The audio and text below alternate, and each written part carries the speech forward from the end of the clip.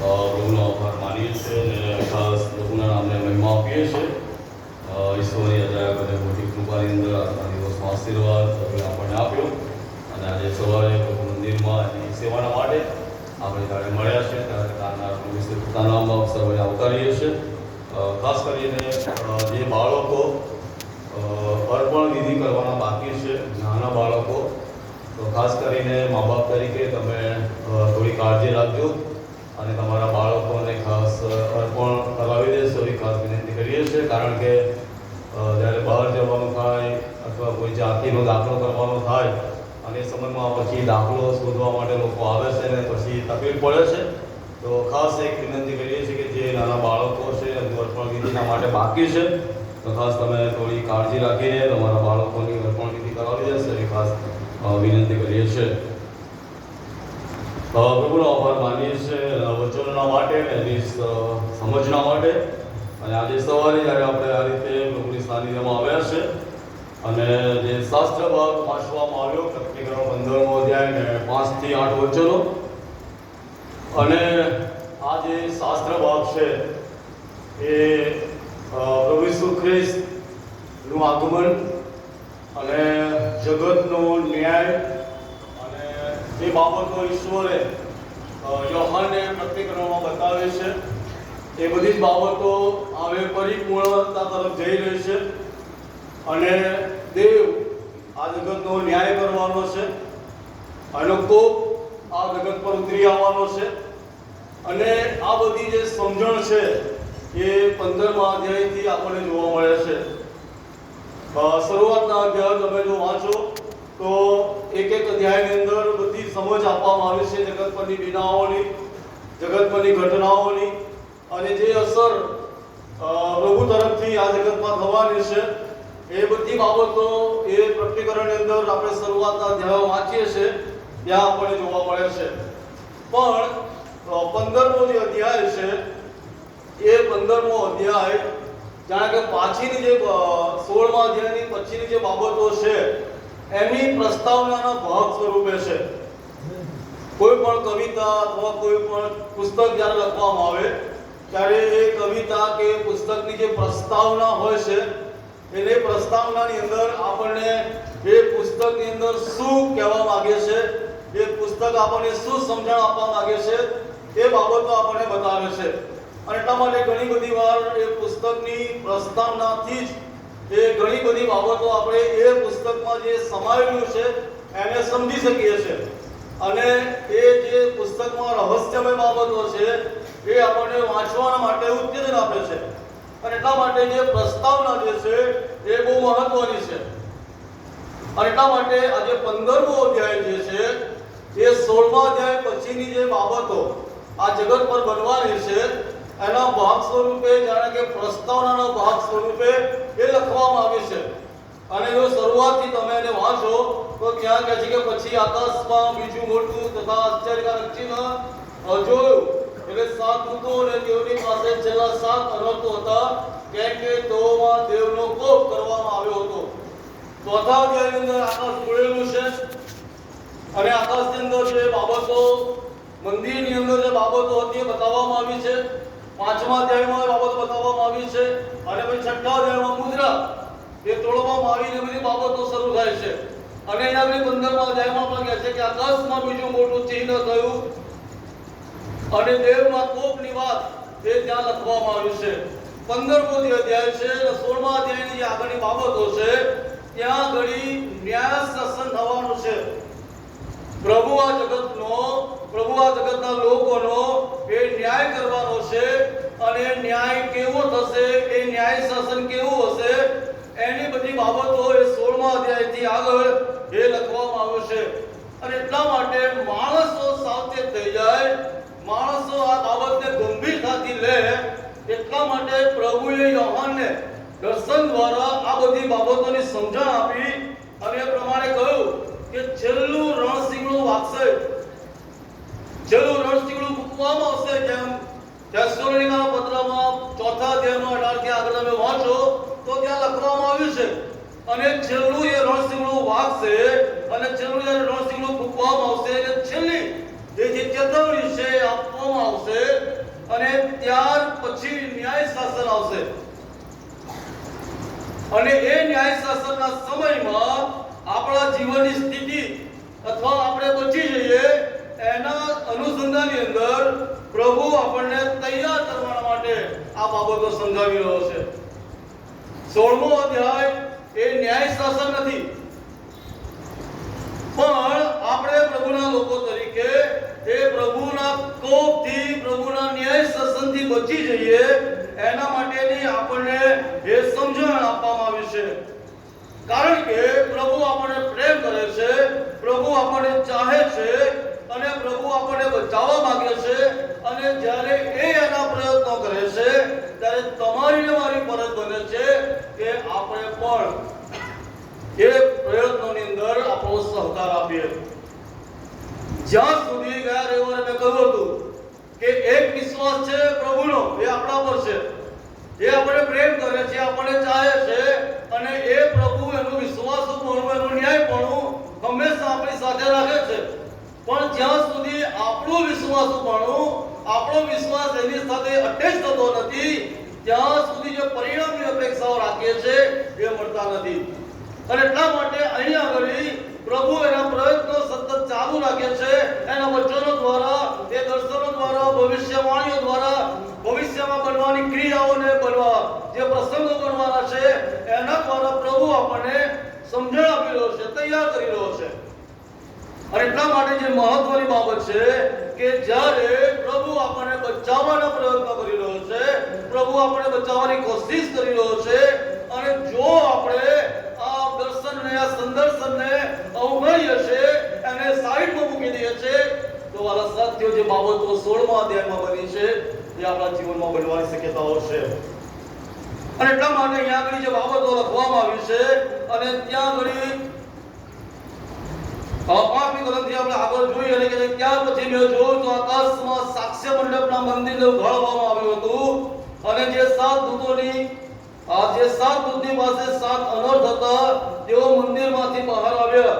તેઓ સ્વચ્છ તથા ચળકતા સ્વર્ણના વસ્ત્ર પહેરેલા હતા તથા છાતી પર સોનાના પટ્ટા બાંધેલા હતા. પછી 4 પ્રાણીઓમાંના એકે સદા સર્વકાળ જીવન દેવના કોપથી ભરેલા સોનાના 7 પાયા તે દૂતને આપ્યા. 4 પ્રાણીઓની વાત લખવામાં આવી છે અને 4 પ્રાણીઓ તમે જો પ્રેક્ટિકલનો 4થો અધ્યાય અને એની જે 7મી કલમ છે ત્યાં લખવામાં આવ્યું છે કે જ્યારે આકાશ ઉઘાડવામાં આવ્યું અને યોહાનને જ્યારે આકાશ ઉઘાડીને સ્વર્ગનું દર્શન કરવામાં આવ્યું ત્યાં ઘણી 7મી કલમમાં કહે છે કે પછી પ્રાણી સિંહના જેવું, આ 6ઠી કલમની વાત છે, રાજ્યસરની આગળ સ્ફટિકના જેવો ચળકતો સમુદ્ર હતો અને રાજ્યસરની મધ્યે તથા રાજ્યસરની આસપાસ આગળ પાછળ આંખોથી ભરપૂર એવા 4 પ્રાણી હતા. આ સ્વર્ગની વાત છે. આ સ્વર્ગની અંદર યોહાનને પ્રભુ બતાવે છે કે આંખોથી ભરપૂર એવા 4 પ્રાણીઓ હતા. પહેલું પ્રાણી સિંહના જેવું હતું, બીજું પ્રાણી વાછરડાના જેવું હતું, ત્રીજું પ્રાણી માણસના જેવું મોં હતું ને ચોથું પ્રાણી ઉડતા ગરુડના જેવું હતું. અને દરેકે 6 પાંખો હતી અને ચારે તરફ તેઓ માહે આંખોથી ભરપૂર હતા. આ જે 4 પ્રાણીઓની વાત 15મા અધ્યાયમાં લખવામાં આવી છે કે પછી 4 પ્રાણીઓમાંના એકે, એટલે જે 4 પ્રાણીઓની વાત લખવામાં આવી છે એમાં સિંહ, માણસ, પ્રાણી અને ગરુડ, અને જે 4 પ્રાણીઓ છે એની જો આપણે સમજણ લઈએ તો જે પ્રમાણે એના ખુલાસાઓ આપવામાં આવ્યા છે એ ખુલાસાની અંદર આ જે 4 પ્રાણીઓ છે એની સરખામણી 4 સુવાર્તાઓ સાથે કરવામાં આવે છે. માથી, માર્ક, લૂક અને યોહાન. અને એટલા માટે જે માથી સુવાર્તા છે એને તમે વાંચો તો તમને ત્યાં રાજાઓની વાતો બહુ મળશે, એટલે સિંહની વાત. અને તમે જો માથી સુવાર્તા વાંચો તો ત્યાં અર્પણની વાત, પડોશની વાત, પાછળની વાત, અને લૂકની સુવાર્તા વાંચો તો ત્યાં આગળ માણસના દીકરાની વાત જોવાની મળશે. અને યોહાનની સુવાર્તામાં એ પ્રભુ આકાશથી ઉતરી આવ્યો છે. અને એટલા માટે જે 4 સુવાર્તાઓ છે એ 4 સુવાર્તાનો અભ્યાસ લોકો આ 4 પ્રાણીઓની સાથે એની સરખામણી કરે છે. અને એટલા માટે 4 જે સુવાર્તાઓ છે, 4 જે પ્રાણીઓ છે એ આપણા માટે બહુ મહત્વના છે. 4 સુવાર્તાઓ વગર નવો કરાર અથવા જૂનો કરાર પણ અધૂરો છે. કારણ કે જે જૂના કરારમાં પ્રભુ ઈસુ ખ્રિસ્તની સમજણ આપવામાં આવી છે, જે જૂના કરારની અંદર પ્રભુ ઈસુ ખ્રિસ્ત આવવાના છે એની આપણને આગાહીઓ આપવામાં આવી છે, એ બધી બાબતો નવા કરારમાં 4 સુવાર્તાઓમાં પૂરી થાય છે. અને એટલા માટે જ્યાં સુધી આ 4 સુવાર્તાઓ નથી ત્યાં સુધી જૂનો કે નવો કરાર એ શક્ય નથી. અને એટલા જ માટે આ 4 સુવાર્તાના આધારે જ આપણે કહી શકીએ છીએ કે પ્રભુ ઈસુ ખ્રિસ્ત એ દેવનો દીકરો છે. આ 4 સુવાર્તાના આધારે જ આપણને ખબર પડે છે કે દેવનો દીકરો એ પાપીઓના માટે મરણ પામવાના માટે આ જગતમાં આવ્યો છે. એ 4 સુવાર્તા દ્વારા ખબર પડે છે કે દેવનું હલવાણ જુઓ એ જગતનું પાપ હરણ કરે છે. 4 સુવાર્તા દ્વારા જ આપણને ખબર પડે છે કે આદિ શબ્દ હતો અને શબ્દ સદૈવ જઈને એ આપણામાં વસ્યો. જ્યાં સુધી આ 4 સુવાર્તાઓ આપણે સમજતા નથી, જ્યાં સુધી આપણને 4 સુવાર્તાઓની સમજણ પડતી નથી અને આપણે એને ફોલો કરતા નથી, ત્યાં સુધી આપણા માટે ઈસુ ખ્રિસ્ત એક મહાન વ્યક્તિ જે દુનિયા પર બની ગયા છે, કે જેને આજે લોકો ભજે છે, લોકો એની ભક્તિ કરે છે, એટલે એક મહાન માણસ તરીકે, એક મહાન પુરુષ તરીકે એની ઓળખ ઊભી થઈને રહી જશે. પણ જ્યારે આપણે આ 4 સુવાર્તાઓની મારફતે જ્યારે આપણે સમજીએ છીએ કે દેવનું હલવાણ એ મારા માટે જગતમાં આવ્યું છે અને મારા પાપોના માટે એ દેવની આગળ અર્પણ થવાનું છે, ત્યારે ખરેખર સમજણ આપણને મળશે. અને એટલા માટે અહીંયા લખવામાં આવ્યું છે કે 4 પ્રાણીઓમાંના એક પ્રાણીની વાત એ લખવામાં આવી છે અને એ અનર્થ લઈને ઊભો છે. 7 દૂતોને સોનાના પ્યાલોમાં એ અનર્થ અથવા કોપ લઈને ઊભો છે અને એક પ્રાણી એને આપે છે. મારા વાલા પ્રિય સાથી ભાઈ અને બહેનો, આ જે કોપ છે એ કોપથી બચવાના માટે જે સુવાર્તાઓ આપણને આપવામાં આવી છે, જે પ્રાણીઓ આપણને ખુલ્લા કરવામાં આવ્યા છે, એની અંદર જીવન બતાવવામાં આવ્યું છે. પ્રભુ ઈસુ ખ્રિસ્તે પોતે કહ્યું કે હું જીવન છું, એણે કહ્યું કે હું પાણી છું, તમને જીવન મળે અને પુષ્કળ જીવન મળે એ માટે હું આવ્યો છું. અને જેટલાએ આ સુવાર્તા પર વિશ્વાસ કર્યો એટલાને જીવન મળ્યું. જેટલાએ આ સુવાર્તા પર વિશ્વાસ કર્યો તેઓને એ અનંતકાલિકના જીવનના માટે તેઓને તૈયાર કરવામાં આવ્યા. હવે 16મા અધ્યાય પછી ન્યાય શાસનની વાત છે. જ્યારે 16મો અધ્યાય પૂરો થશે અને ત્યાર પછી જે ન્યાય શાસન આવશે, ત્યાં ઘડી પછી આ સુવાર્તા કામ નહીં કરે. કારણ કે જ્યાં સુધી આપણે જીવંત છીએ, જ્યાં સુધી આપણા શરીરમાં શ્વાસ ચાલુ છે, અને જ્યારે ન્યાય શાસન આવશે એ ઘડી પહેલા સુવાર્તા આપણને જે સમજણ આપે છે, બચવાના માટે આપણને જે તૈયાર કરી રહ્યું છે, એ વાલા સાથીઓ ન્યાય શાસનના સમય પહેલા એ ફૂલ સ્ટોપ થઈ જશે. એટલે વાક્ય પૂરું થઈ જશે, પતી જશે. અને એટલા માટે જ્યારે ન્યાય શાસન આવશે, આ બધી જે બીનાઓ પ્રેક્ટિકલમાં બતાવવામાં આવી છે એ પૂરી થશે એ પહેલા પ્રભુ આપણને તૈયાર કરવા માંગી રહ્યો છે. પછી ન્યાય શાસનના સમયમાં સુવાર્તા કશા કામમાં આવશે નહીં. કારણ કે પૃથ્વી પર તમને અને મને એ સમય મર્યાદાઓ આપેલી છે, એ સમય આપેલો છે, જીવન આપ્યું છે કે જીવનની અંદર આપણે સુવાર્તાઓ પર વિશ્વાસ કરીએ અને પછી આપણને કોઈ તક એ આપવામાં આવશે નહીં. હવે જે શાસ્ત્ર વાક્યો છે એની અંદર જે બાબતો લખવામાં આવી છે 16મા અધ્યાયમાં આપણે પાછળ જોઈશું. પણ જે એવું કહેવાય છે કે આપણને ચેતવણીના ભાગ સ્વરૂપે આ ન્યાય શાસન થવાનું છે, એના અનર્થો બતાવવામાં આવ્યા છે.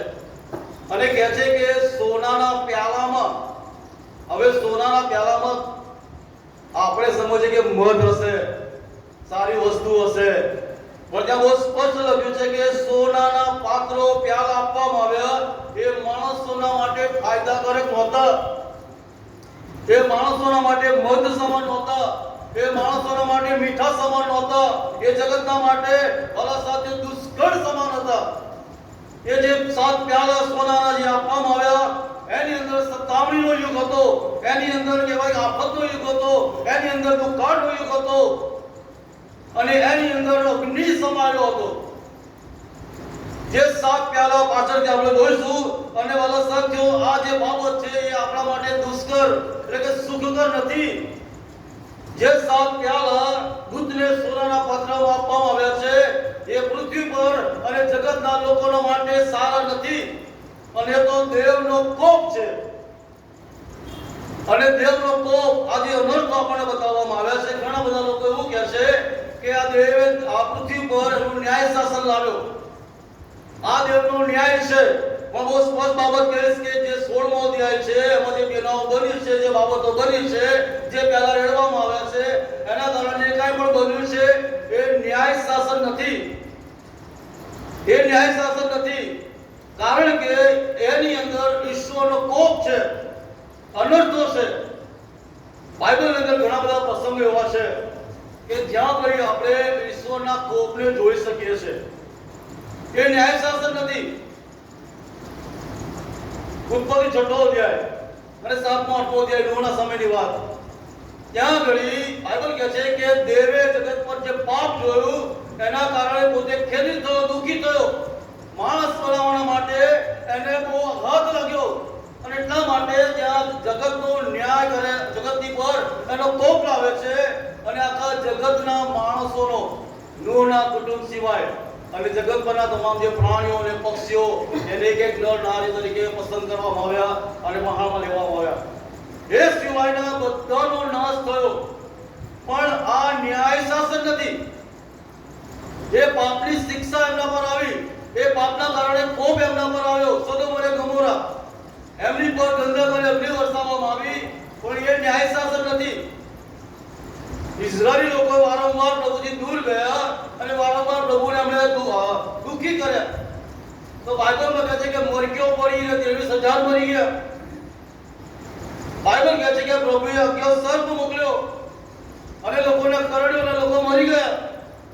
અને બાઇબલ પણ એવું કહે છે કે યહોશુઆ અને કાલેબ સિવાય બાકીના બધા એમની ઉપરના લોકો હતા એ રણ્યમાં મરણ પામ્યા. તો શું આ ન્યાય શાસન હતું? ના વાળો, આ ન્યાય શાસન નથી.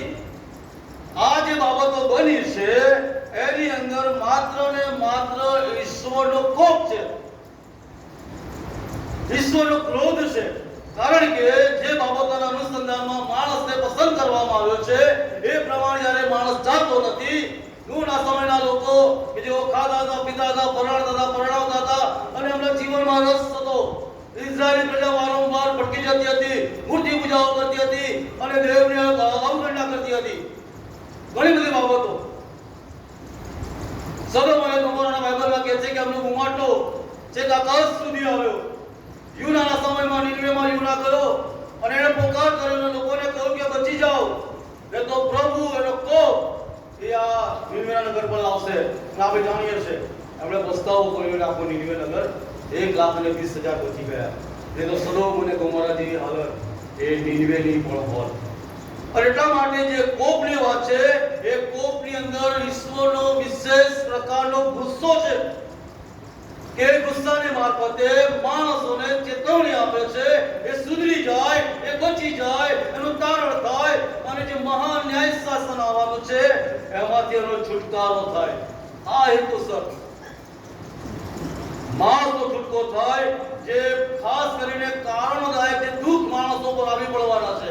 એ જે 7 પ્યાલા પૃથ્વી પર રેડવામાં આવશે એમાં વિશેષ પ્રકારની આફતો હશે, વિશેષ પ્રકારના દુઃખો હશે.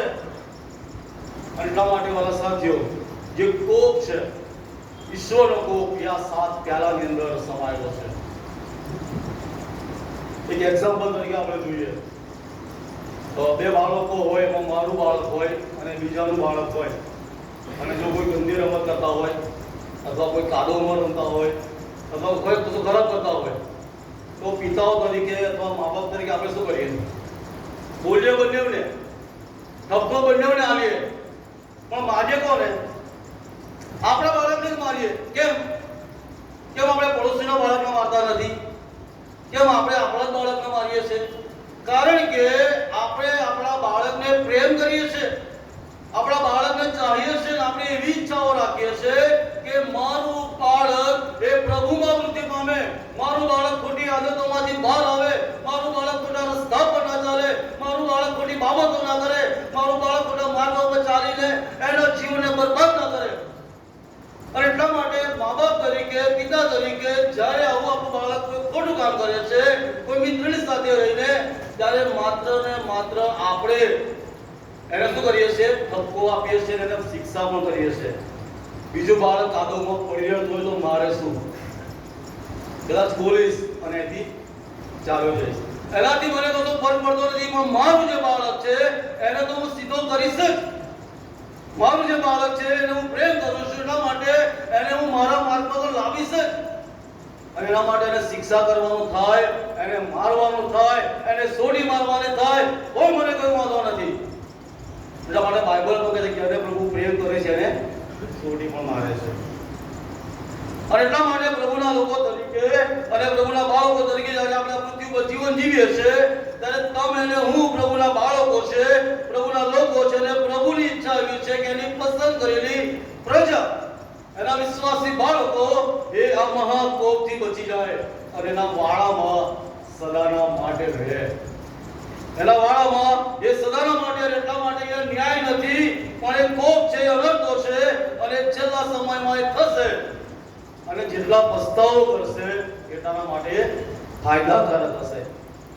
16મો અધ્યાય અને 9મી કલમ વાંચો, 8 અને 9. પ્રેક્ટિકલ 16 અને 9. પછી ચોથાએ પોતાનું પ્યાલું સૂરજ પર રેડી દીધું, એટલે તેને અગ્નિથી માણસોને બાળી નાખવાની શક્તિ આપવામાં આવી.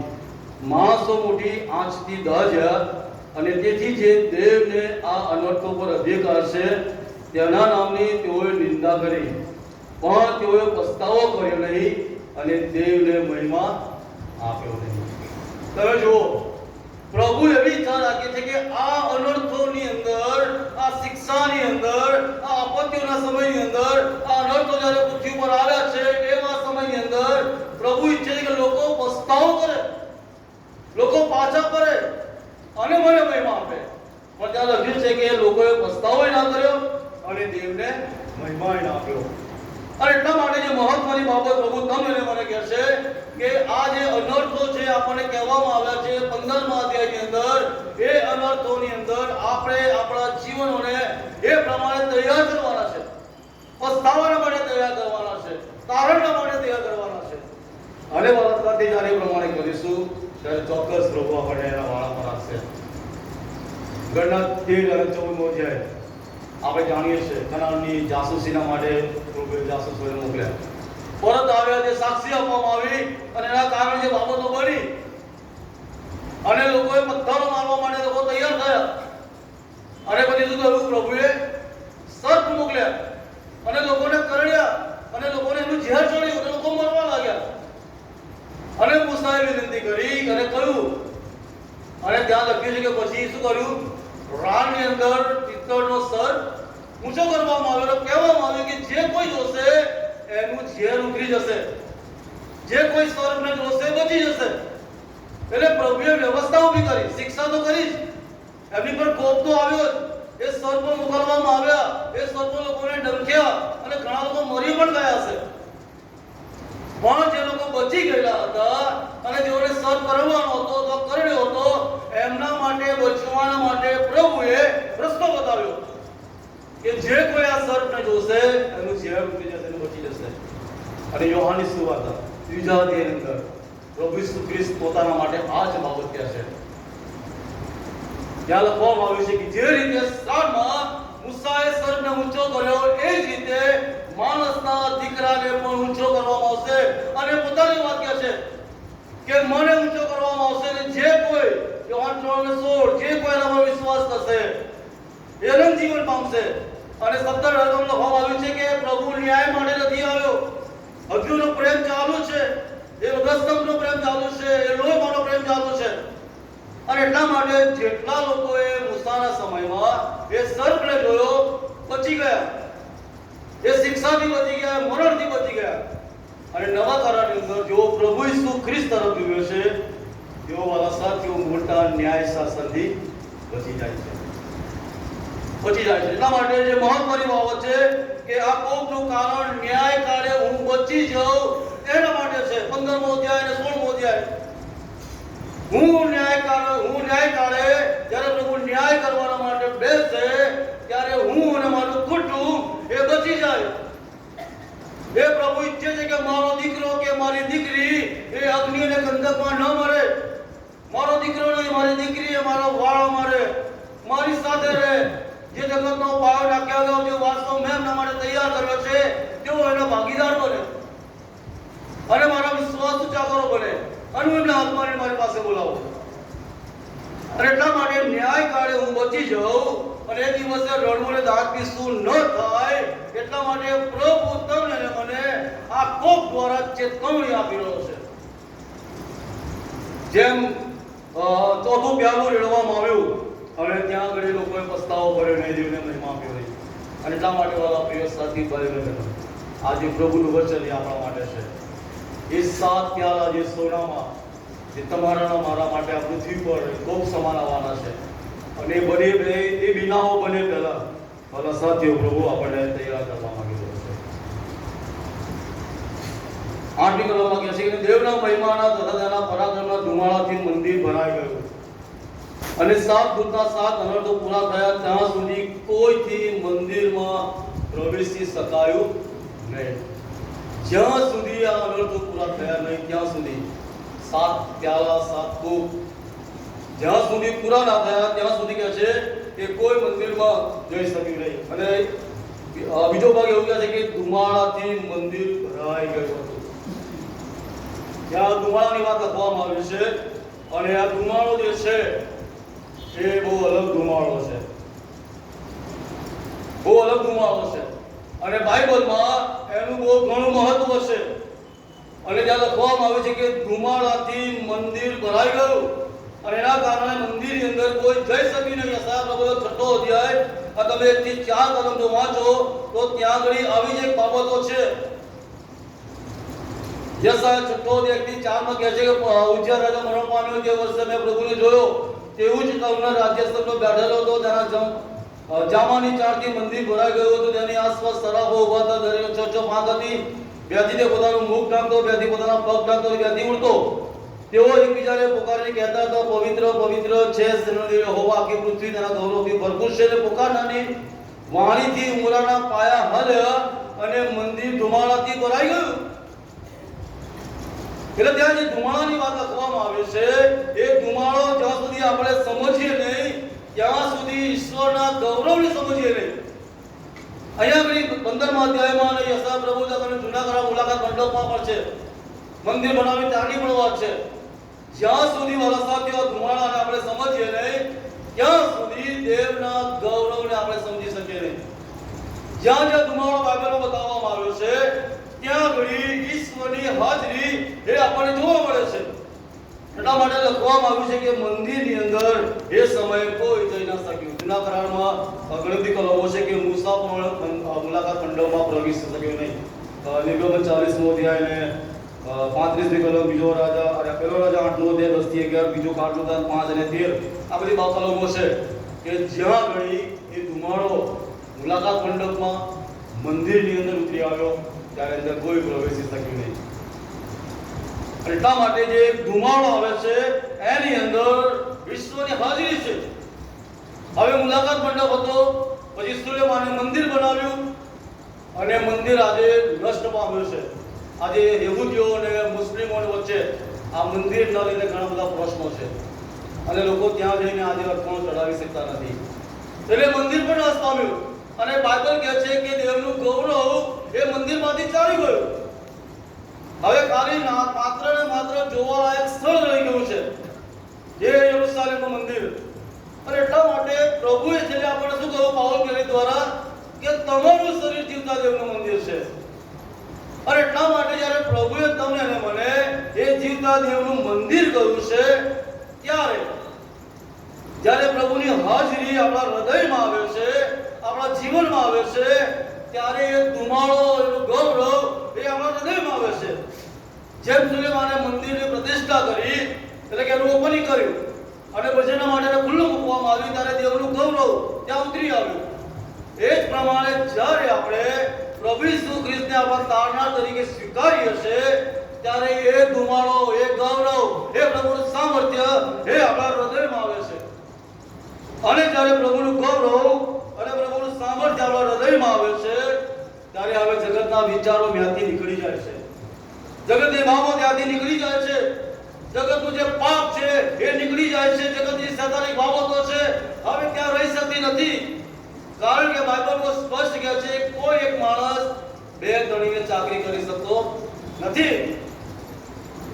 અને એટલા માટે બહુ સ્પષ્ટ છે જ્યારે પ્રભુનું ગૌરવ એ આ શરીરરૂપી મંદિરમાં આવે છે ત્યારે એ જ ઘડીએ જે શૈતાનની બાબતો છે એ હૃદયમાંથી, જીવનમાંથી દૂર થાય છે.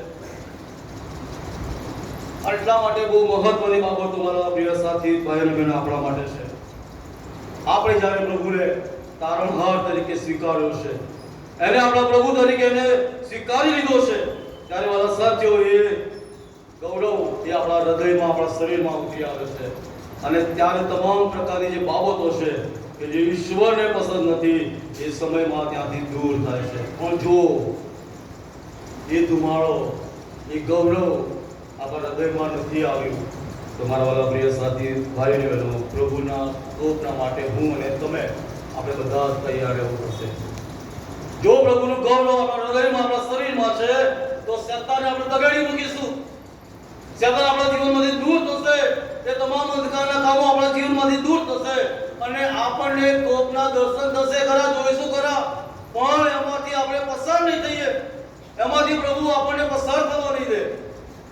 અને કદાચ એ સમયમાં હોઈશું તો પ્રભુ આપણને બચાવશે. લોત અને એની પત્નીના બાળકોને માટે પ્રભુની યોજના આપણે જાણીએ છીએ. ઇબ્રાહિમ છેક સુધી કહે છે પ્રભુ આટલા આટલા આટલા, અને છેલ્લે પછી લોત એની સ્ત્રી અને બાળકોને પ્રભુ બચાવવાની વાત ઇબ્રાહિમની પ્રાર્થનાની વિનંતી દ્વારા કરે છે. એટલે કહેવાનો મતલબ છે કે એ ન્યાયકારે હું ને તમે બચી જઈએ એટલા માટે આ મંદિર જે પ્રભુએ આપણને આપ્યું છે, આ શરીર જે પ્રભુએ આપણને આપ્યું છે એની અંદર ઈશ્વરનું સામર્થ્ય હશે, ઈશ્વરનું ગૌરવ હશે તો આપણે દેવને જોઈ શકીશું.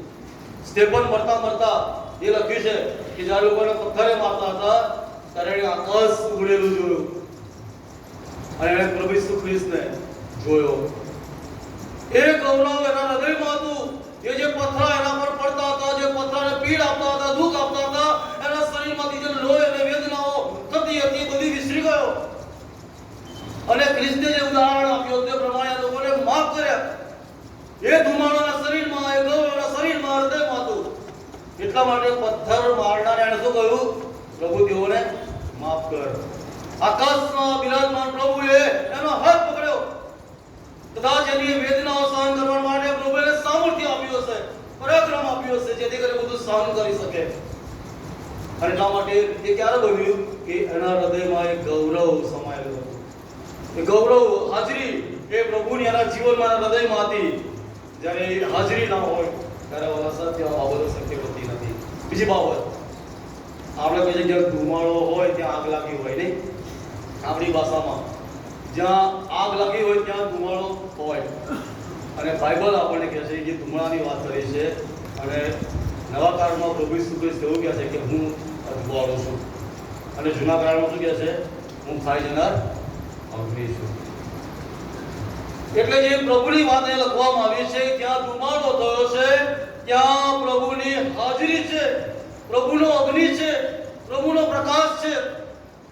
અને જ્યારે પ્રભુની હાજરી અને પ્રકાશ હોય ત્યારે એ પ્રભુ તમારી ને મારી પાસે એવી જ અપેક્ષા રાખે છે કે એ અગ્નિ આપણા હૃદયમાં આવે, આપણા શરીરમાં આવે અને તમામ પ્રકારના જે પાપો છે એને બાળીને ભસ્મ કરીને એનું જુવાળું આપણા હૃદયમાં પ્રગટાવે, જેથી કરીને આપણે પ્રભુની સેવાના માટે વધુ ને વધુ વાળા સાથીઓ આપણે તૈયાર થઈએ. આજે સવારે પ્રભુનું વચન આપણી પાસે છે. બહુ મોટા આનંદની વાત, આપણે મરી જઈએ પહેલા, આપણને કબરમાં મૂકવામાં આવે પહેલા, આપણા શરીરમાંથી પ્રાણ અને આત્મા નીકળી જાય પહેલા ભલા સાથીઓ પ્રભુએ આપણને તક આપી છે. પ્રકટીકરણ 15મો અને 16મો અધ્યાય. અને પ્રભુ આપણને સમજણ આપી રહ્યો છે કે પ્રભુને સ્વીકારી લે પ્રભુને પોતાના દાવના તરીકે સ્વીકારી લે, જેથી કરીને એ મંદિરમાં જવાના માટે આપણે તૈયાર થઈએ. પ્રેક્ટિકલ 21 માં ત્યાં લખવામાં આવ્યું છે કે નવું આકાશ અને નવી પૃથ્વી અને એવું યરુશલેમ એ મેં જોયું અને એમાં પ્રભુ આપણને પ્રવેશવા માટે તૈયાર કરવા માંગી રહ્યો છે. મરી જઈએ પહેલા, આપણે મરી જઈને આપણે દટાઈ જઈએ પહેલા પ્રભુ આપણને એક તક આપી રહ્યો છે આ વચનો દ્વારા, જે આપણે આપણા જીવનોને એ પ્રભુની સેવા માટે તૈયાર કરીએ. ન્યાય શાસનના દિવસે, ન્યાય કાળે પ્રભુ તમને ને મને બચાવવા માંગી રહ્યો છે. એ ન્યાય શાસનથી પ્રભુ આપણને અલગ કરવા માંગી રહ્યો છે. ગીત શાસ્ત્ર 90 આપણે શરૂઆતમાં 97 એ વાંચ્યું. ત્યાં આર્ટિકલમાં શું કહે છે 97 માં, હે યહોવા, તારા ન્યાયના કાર્ય વિશે સાંભળીને સિયોન આનંદ પામ્યું. શું કહે છે? તારા ન્યાયના કાર્યો વિશે શા માટે આનંદ પામ્યું? કારણ કે ઈશ્વર ન્યાય કરશે એ દિવસે હું બચી જઈશ, કારણ કે મેં મારા જીવનમાં પ્રભુને પોતાના તારનાર તરીકે સ્વીકાર્યો છે. સ્પીકરમાં કહે છે, હે યહોવા પર પ્રેમ કરનારાઓ, તમે દુષ્ટતાનો દેશ કરો. તે પોતાના ભક્તોના આત્માનું રક્ષણ કરે છે. એના ભક્તોના આત્માનું રક્ષણ કરે છે અને દુષ્ટના હાથમાંથી તે તેઓને છોડાવે છે. આ વાલા સત્યો પ્રભુએ એ તમને અને મને એ બહુ અદ્ભુત એવી સમજણ આપી છે. આપણે એવી શું કહેવાય કે એવી કોઈ બાબતોમાં ગલતફહેમી ના રહીએ કે હું ખ્રિસ્તી છું અને હું બચી જઈશ. મારું નામ મુક્તિપદના ચોપડામાં નોંધાયેલું છે અને હું બચી જઈશ. પણ મારા વાલા સાથી ભાઈઓ બહેનો, બાઇબલ કે જે દિલવે જગત પર પ્રેમ કરે છે, આખા જગતના લોકો પર. એવું ને કે માત્ર યહૂદીઓ પર જ પ્રેમ કર્યો હતો અને ખ્રિસ્તી બન્યા પછી આપણા પર.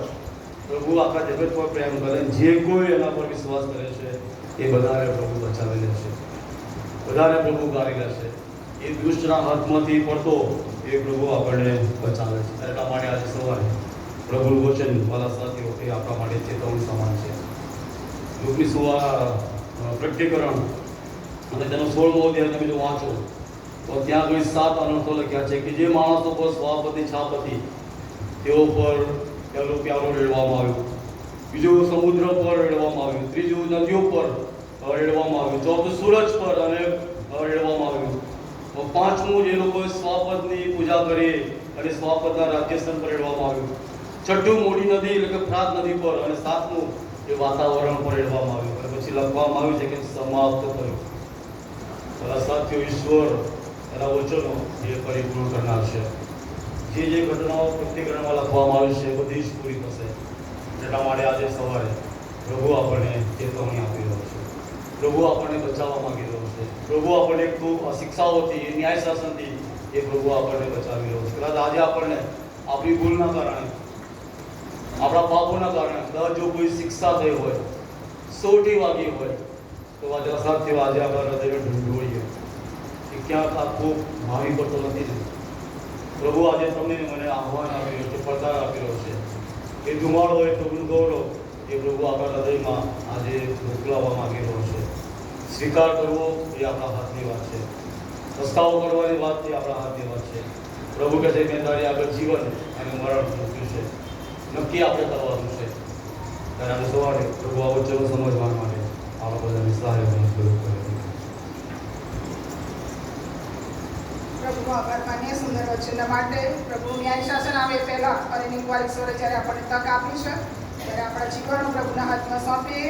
ગીત નંબર 84 પહેલી અને છેલ્લી પંક્તિ આપણે ગાનાર છે અને એ દરમિયાન કોઈને પોતાના જીવનોને પ્રભુને ફરીને એકવાર પુનઃસ્થાપિત કરવા છે તો તમે તમારા હાથનો ઉપયોગ કરીને પ્રભુને જીવન સોંપી શકો છો. ગીત નંબર 84 પહેલી અને ચોથી પંક્તિ ગાઈશું અને ત્યારબાદ પ્રાર્થનામાં જઈશું.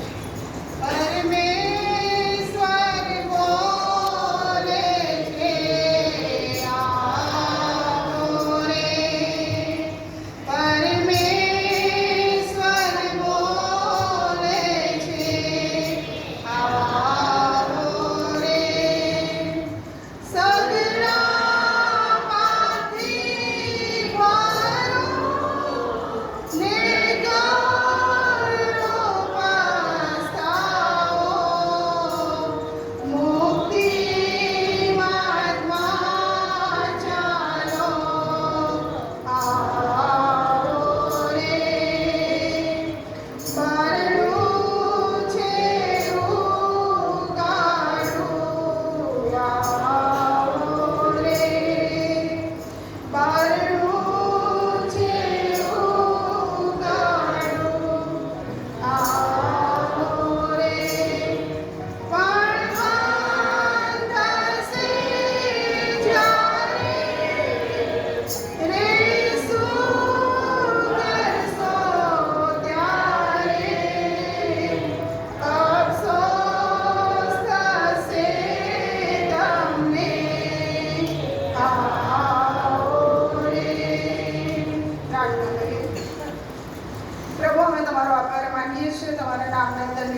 આપીએ છીએ. ફરી એકવાર તમારા સેવક મારફતે ટપકારૂપી વચન તમે અમને આપ્યું છે.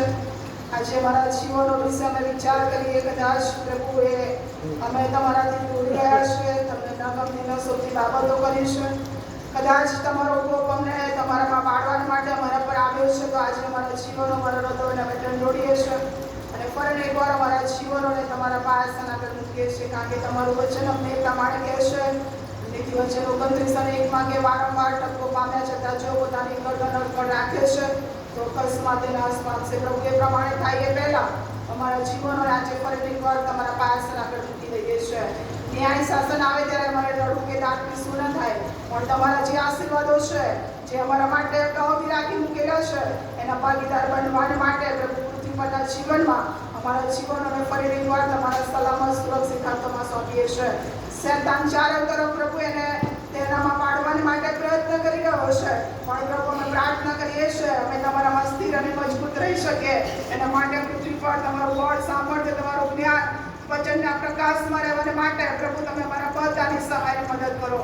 અમારી મંડળીને પ્રભુ તમારામાં ઉચકો એવી અમે તમારી પાસે કૃપા માંગીએ છીએ. અને એકવાર અમે બધા તમારા હાથોમાં સોંપાઈએ છીએ. તમારા અમારા જીવનોને વ્યતીત કરવાની માટે અમારા બધાની સહાયની મદદ કરો. પ્રાર્થના અમારા પ્રભુ ઈસુ ખ્રિસ્ત તમારા નામથી કરીએ છીએ, માટે સાંભળી અને તેનો સ્વીકાર કરો પ્રભુ. આમેન. આપણે સર્વ આપણી જગ્યા પર ઉભા થઈએ. હવે હાલેલુયા ટેકાઈશું છે કે આશીષ વચન ઉચ્ચારવામાં આવશે. Thank you Jesus.